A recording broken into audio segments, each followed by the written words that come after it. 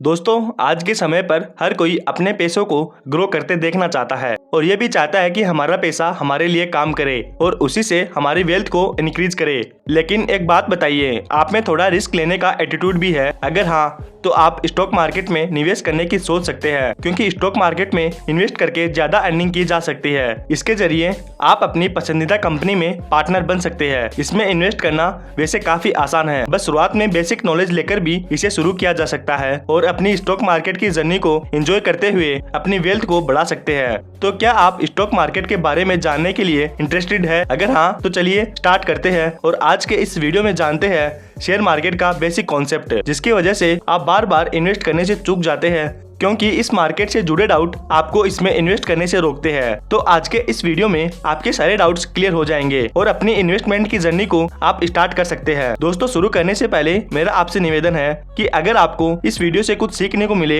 या फिर वीडियो अच्छा लगे तो वीडियो को लाइक करें और जो आपका दोस्त शेयर मार्केट के बारे में जानना चाहता है उसको शेयर कर दे। चैनल पर नए हो तो चैनल को सब्सक्राइब करके बेल आइकन बटन को प्रेस कर दे। तो दोस्तों, आइए वीडियो को शुरू करते हैं और जानते हैं स्टॉक मार्केट क्या है। दोस्तों, शेयर मार्केट या स्टॉक मार्केट ये वो जगह है जहां पब्लिक लिस्टेड कंपनी के शेयर को खरीदा व बेचा जाता है और कंपनी के मार्केट प्राइस में परिवर्तन के आधार पर इन्वेस्टर को प्रॉफिट या लॉस होता है। इंडिया के दो बड़े स्टॉक एक्सचेंज जैसे नेशनल स्टॉक एक्सचेंज, जिसको हम NSE के नाम से जानते हैं, और दूसरा बॉम्बे स्टॉक एक्सचेंज, जिसको हम BSE के नाम से जानते हैं। ये दोनों स्टॉक एक्सचेंज बॉम्बे में स्थित है। दोस्तों, आपके दिमाग में कई बार ये बात आती है कि स्टॉक मार्केट और स्टॉक एक्सचेंज में अंतर क्या होता है। स्टॉक मार्केट ये उन सभी कंपनी को रेफर करता है जो पब्लिकली प्लेटफॉर्म पर अपने शेयर को लिस्ट करती है ताकि पब्लिक इन्वेस्टर उन्हें खरीद सकते हैं। इसमें प्राइमरी और सेकेंडरी मार्केट्स के अलावा OTC यानी ओवर द काउंटर ट्रेडिंग और स्टॉक एक्सचेंज आते हैं। अगर कोई स्टॉक मार्केट में ट्रेड कर रहा है तो इसका मतलब होगा कि वो एक या ज्यादा स्टॉक एक्सचेंज पर शेयर खरीद या बेच रहा है और ये स्टॉक एक्सचेंज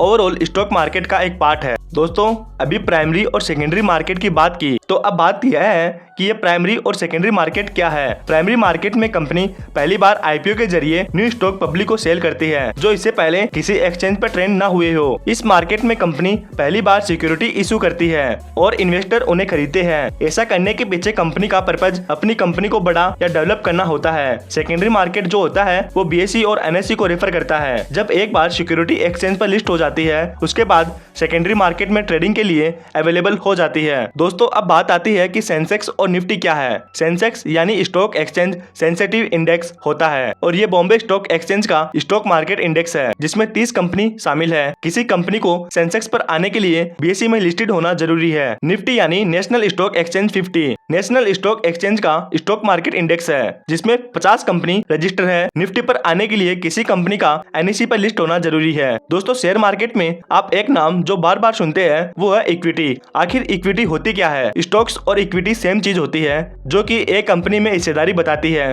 और स्टॉक एक्सचेंज पर ट्रेड होती है। किसी व्यक्ति के पास किसी कंपनी के शेयर है या फिर इक्विटी है तो वो व्यक्ति शेयर होल्डर कहलाता है। आगे बढ़ते हैं और जानते हैं इन्वेस्टर कौन होता है। जो कंपनी में हिस्सेदारी लेने के लिए स्टॉक्स खरीदता है वो इन्वेस्टर होता है। दोस्तों, अब बात आती है इन्वेस्टिंग और ट्रेडिंग में क्या अंतर होता है। ट्रेडिंग में स्टॉक्स को बहुत कम टाइम के लिए होल्ड किया जाता है, यानी एक दिन या कुछ घंटे या कुछ हफ्ते के लिए, और ट्रेडर्स जल्दी जल्दी हाई प्रॉफिट के लिए स्टॉक्स को खरीदते और बेचते रहते हैं। और जब इन्वेस्टर अपनी मनी को कुछ सालों या उससे भी ज्यादा टाइम के लिए इन्वेस्ट करे तो उसे इन्वेस्टिंग कहा जाता है। दोस्तों, आगे जानते हैं स्टॉक ब्रोकर कौन होते हैं। दोस्तों, स्टॉक ब्रोकर वो फाइनेंशियल प्रोफेशनल होता है जो क्लाइंट यानी इन्वेस्टर या ट्रेडर के अनुसार स्टॉक मार्केट में स्टॉक परचेज और सेल करता है और इसके बदले में कमीशन लेता है। Stock broker trading platform offer करते हैं, गाइडेंस और एडवाइस भी ऑफर करते हैं, जैसे आप stock, Zerodha, grow, angel one, ये सब स्टॉक ब्रोकर्स ही है। दोस्तों, अब बात आती है इंडिया में स्टॉक मार्केट को कौन नियंत्रित करता है। सेबी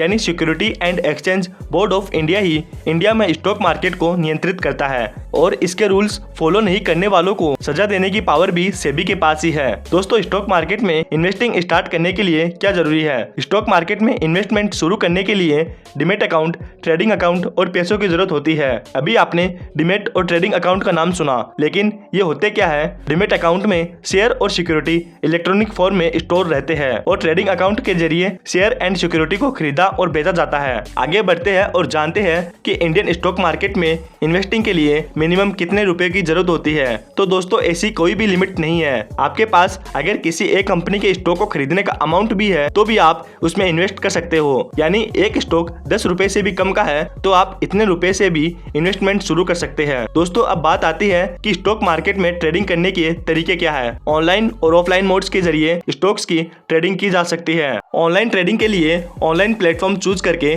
स्टॉक्स ट्रेडिंग की शुरुआत की जा सकती है और ऑफलाइन मोड में आपको ब्रोकर को कॉल करना होगा या ब्रोकर के ऑफिस जाकर बताना होगा कि आप कौन से स्टॉक में ट्रेड करना चाहते हैं। इसमें ज्यादा समय लगता है। दोस्तों आपने बहुत बार मार्केट कैप यानी कैपिटलाइजेशन का नाम सुना होगा। आखिर यह मार्केट कैप होता क्या है। जैसे कोई कंपनी जिसके एक शेयर की प्राइस 500 रुपए है और कंपनी के टोटल 1000 शेयर है तो उस कंपनी का मार्केट कैपिटल होगा 5 लाख रुपए। यानी कंपनी के एक शेयर की प्राइस इंटू कंपनी के टोटल शेयर। इसके जरिए कंपनी का वैल्यूएशन एस्टिमेट किया जाता है। वैल्यूएशन के आधार पर ही लार्ज कैप, मिड कैप और स्मॉल कैप को डिसाइड किया गया है। लार्ज कैप कंपनी का मार्केट कैप 20,000 करोड़ या उससे ज्यादा का होता है, जैसे कि Reliance industry limited. Mid cap company का मार्केट कैप 5,000 करोड़ से ज्यादा लेकिन 20,000 करोड़ से कम होता है, जैसे LIC। स्मॉल कंपनी का मार्केट कैप 5,000 करोड़ से कम होता है, जैसे कि हिंदुस्तान जिंक। दोस्तों आपने कई बार बियर मार्केट और बुल मार्केट का नाम सुना होगा। आखिर यह होते क्या है। बियर मार्केट उस पीरियड को कहते हैं जब शेयर प्राइस लगातार गिरती जाती है और इस कंडीशन में शेयर प्राइस कम से कम 20% तक गिर जाती है। इस टाइम में लो प्राइस में ज्यादा स्टॉक्स खरीदे जा सकते हैं। बुल मार्केट का मतलब है कि स्टॉक्स की प्राइस बढ़ना होता है। इस कंडीशन में इन्वेस्टर बुल मार्केट की शुरुआत में स्टॉक्स को खरीद लेते हैं और स्टॉक का प्राइस बढ़ जाने के बाद सेल कर देते हैं तो अच्छा खासा प्रॉफिट कमा लेते हैं। ये दोनों कंडीशन कभी भी आ सकती है। ये एक दूसरे के अपोजिट होती है। दोस्तों कई बार आपके दिमाग में सवाल आता है कि स्टॉक प्राइस कम ज्यादा क्यों होते हैं। जब स्टॉक्स की डिमांड सप्लाई से ज्यादा होती है तो प्राइस बढ़ जाती है और जब स्टॉक की डिमांड सप्लाई से कम होती है तो प्राइस गिर जाती है। लेकिन दोस्तों आप सबके अंदर यह एक सवाल तो जरूर होता है कि स्टॉक मार्केट वर्क कैसे करता है। कोई कंपनी IPO के जरिए प्राइमरी मार्केट में लिस्टेड होती है, उसके बाद शेयर सेकेंडरी मार्केट में डिस्ट्रीब्यूट होते हैं। इन्वेस्टर इन स्टॉक्स की ट्रेडिंग कर सकते हैं। स्टॉक एक्सचेंज पर लिस्टेड कंपनी के स्टॉक्स को खरीदने और बेचने का काम स्टॉक ब्रोकर करते हैं। ब्रोकर आपके लिए शेयर्स बाई ऑर्डर को पास करता है।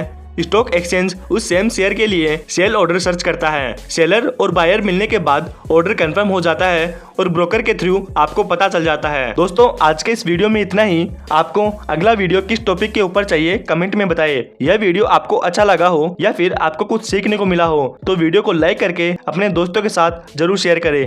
चैनल पर नए हो तो चैनल को जरूर सब्सक्राइब करें और बेल आइकन बटन को प्रेस करें। मिलते हैं अगली वीडियो में। जय हिंद, जय भारत।